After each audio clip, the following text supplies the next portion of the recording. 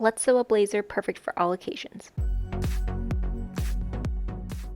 Welcome, I do sewing and DIY related projects, and today we are going to be sewing a blazer. I'm using Simplicity pattern S8844, and as you can see I have all of the fabric cut out, I have my interfacing cut out, and now it is just time to begin actually sewing the blazer. So I thought it was really interesting. This blazer had a bunch of different ways that you could customize it to fit your size, so it wasn't just like you're a size 6, you're a size 8. There's multiple different ways that you can adjust this, as well as adjust for the length as well as in the bust, so it was very customizable. So I just went ahead and cut it out for my measurements. But the one thing I did notice was it was a little lacking for like petite measurements, so I had to adjust and guess where I thought different sizes would be, but I think it's going to work out okay. Once I had it all cut out though, I then prepped it using my serger and got all those raw edges nice and taken care of. Now it was time to start prepping the fabric by matching all of this up. So as you can see, I used a fabric that had a print on it. It was this fun plaid, and the way that I cut this out, in case you were interested, was I just cut out one piece at a time and then matched them up along the way, so that way I could make sure that the plaids were matching and I wasn't doing anything too crazy with the plaids. This did take some time to go through, but overall I think it added a really nice touch and gave it that professional finish. Next, it was time to start building out the front of the blazer, so you just pieced up the blazer fronts as well as the side front, and as you can see the pattern is matching really nicely. And then it was time to start working on adding the pockets to the front. The pockets did confuse me a little bit at first, just because I wasn't quite sure how it was going to all come together, but what you end up doing is you can see there's that fold line on the pattern piece, and you're going to fold this over at that fold line, and then you're going to pin the sides and you're going to be sewing those. And then what we're also going to be doing is adding some basting stitches at the bottom, and there's like these little curved parts, and it allows us to sort of bring the fabric in, and then when you fold this top over, it's going to give you a really nice clean finish that then you're going to be able to press down, and you're going to have no raw edges on your pocket, and it will allow us to have kind of what that little diagram is showing, that then you can just put that onto your jacket, you'll pin it in place, and then we'll sew on 3 of those edges so that the pocket will remain open but there are no raw edges showing. So here's what I did. So I folded the fabric over and then I pinned either side, and then I'm just going to be taking a straight seam all the way around, and then at the corners I'm going to be basting them so that I can add a gathering stitch. And once that is done for this one pocket, I will then repeat this for the second pocket as well. So as mentioned before, you take that straight stitch first, so this is using your normal straight stitch. There's nothing special really going on with this, but then for the gathering stitch, be sure you are using a basting stitch, so you want to increase this to the largest stitch length available so that you can get that basting stitch that will allow you to gather your fabric up. So this is what my pocket now looks like. You can see that it is folded over on the top, and then I did go ahead and pin the top fold just to kind of hold it in place, and then I have that basting stitch at the bottom. So I took the pins off. Now I'm folding this over the other way, and then I'm pressing all of this flat so that those pieces of fabric, you can see on the edges how they kind of turned in on themselves. Pressing it will allow them to stay turned in, and then I am pulling the basting threads at the bottom to give that curve a nice way to kind of turn in on itself as well. And then you can adjust this to meet your needs so that, you know, it's not too gathered in one spot, it looks very neat all the way around, and then you press that out as well. And then once all of this is pressed out, I went through and pinned everything in place so that none of those folds would come undone and everything was just laying really nicely, so that then I could pin this onto my jacket. So once I had this process done for one pocket, I then repeated this for the second pocket as well, and then I also went ahead and pressed open all of my seams on the blazer that I had done so far. My iron is located in a different part of the house, so I had to go down and do that. Then the last step for the pocket before we attach it to our jacket is you want to do a slip stitch all the way around so that it's like a nice invisible stitch and it holds the pocket in place. So now, as you can see, I have them pinned on the front of my jacket, and I'm just going to go ahead and do a straight stitch around the edge of it so that it holds the pocket on and it will be attached to our blazer. So this is what the pocket looks like. If you could have it lined up, especially if you did a pattern like I did, but I do not think that was actually necessary. So now it's time to start really building out our jacket. And really what that means is it's time to start building out the back of our jacket. So we need to have the back match the front. So as you can see here, I'm just showing you how I'm making sure that all of the fabrics did match up and that everything looked good. So I started attaching the side back to that back portion as well, pinned it all up, made sure that all of the stripes were matching in the plaid, and then just took a straight seam on either side.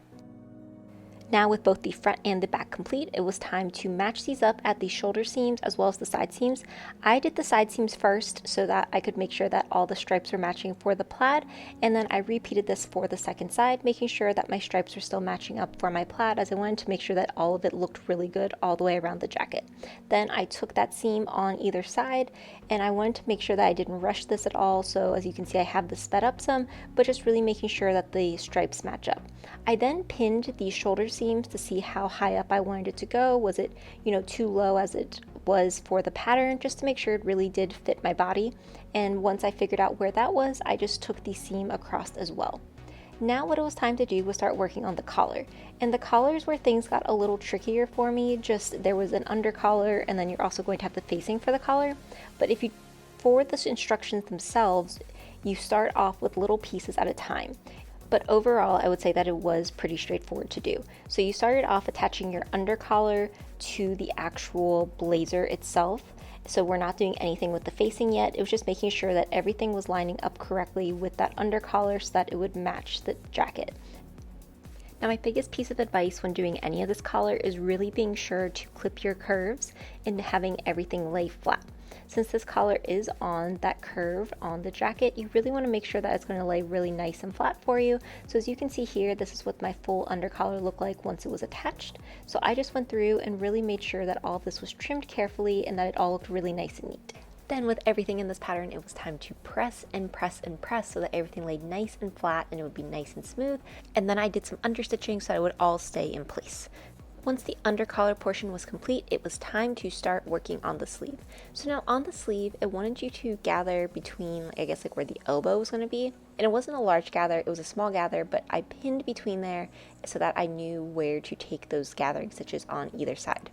When I did this, I don't fully know if this really made a difference to the pattern itself.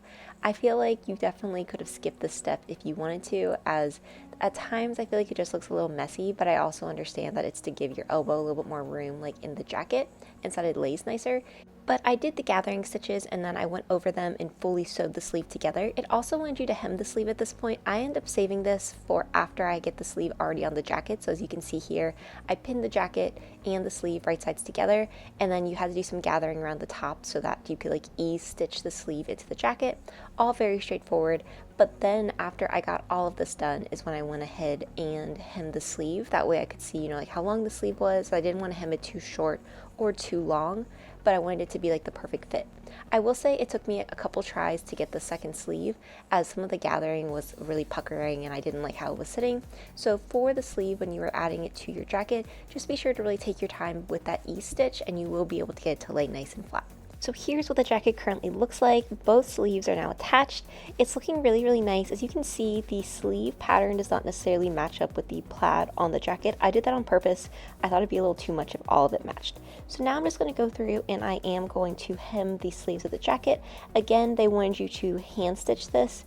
And for my pattern, I think it worked really well, as I was able to make sure that like you could get it just into where the tan houndstooth was so that you couldn't see it as much. So up to this point, we have now done the sleeves, we've hemmed both the sleeves, we added the pockets onto the front of the jacket.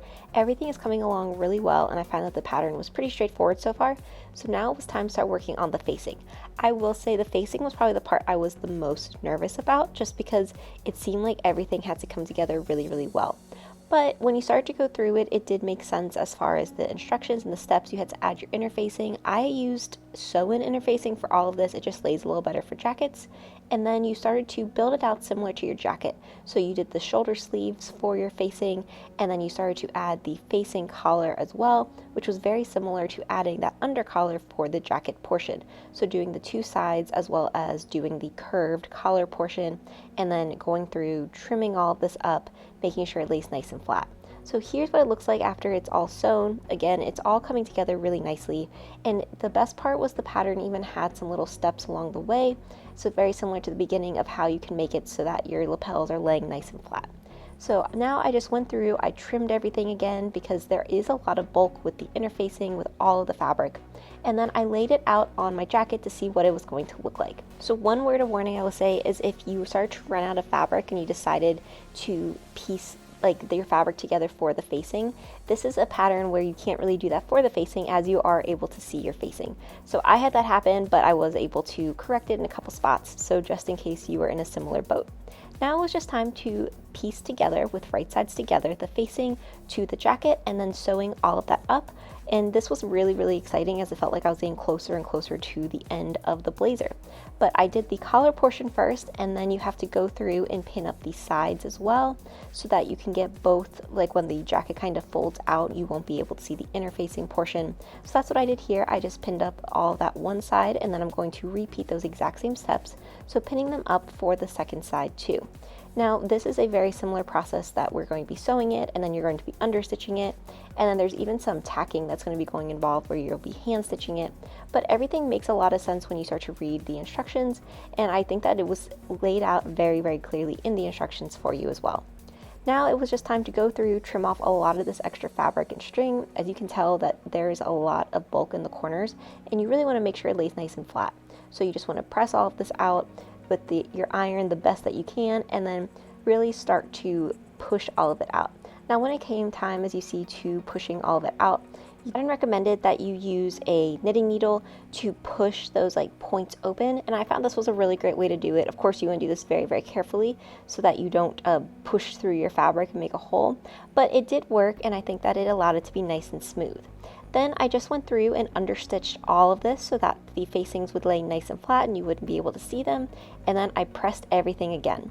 Once it was all pressed, I did try the jacket on so that I could see where it was going to be rolling, like the collar portions themselves, so that I knew where the button was going to be going, as well as where to tack down the collar portions so that you could hand stitch this on.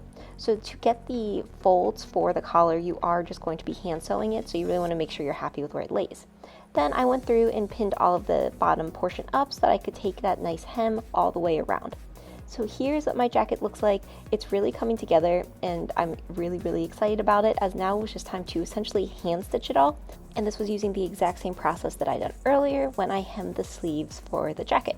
So all of it was really coming together nicely. Now it was time to add the button, which first you need to add a buttonhole. So I used my buttonhole foot on my sewing machine, set it to the buttonhole stitch, and then just had it start to begin sewing this button. It was all really exciting. I feel like I was a little nervous about the buttonhole because it came together so well that I didn't want the buttonhole to ruin it, but the buttonhole did work and I didn't have any issues. And then it just became time to open up this buttonhole, which I very carefully used a seam ripper to do. There are tools that you can get if you don't want to use a seam ripper that make it a little nicer and neater, but I haven't had any issues using the seam ripper before. So here's what my buttonhole looks like, and now this is the button that I'm going to go with. So it was just time to sew the button on. I have a whole video on how to sew a button in case you're interested as well. So here's what the final jacket looks like. I absolutely love how it turned out. I think this was a really good project, and the sizing was great, how they had so many different ways to customize it. If you enjoyed this video and want to see more, be sure to like, comment, and subscribe.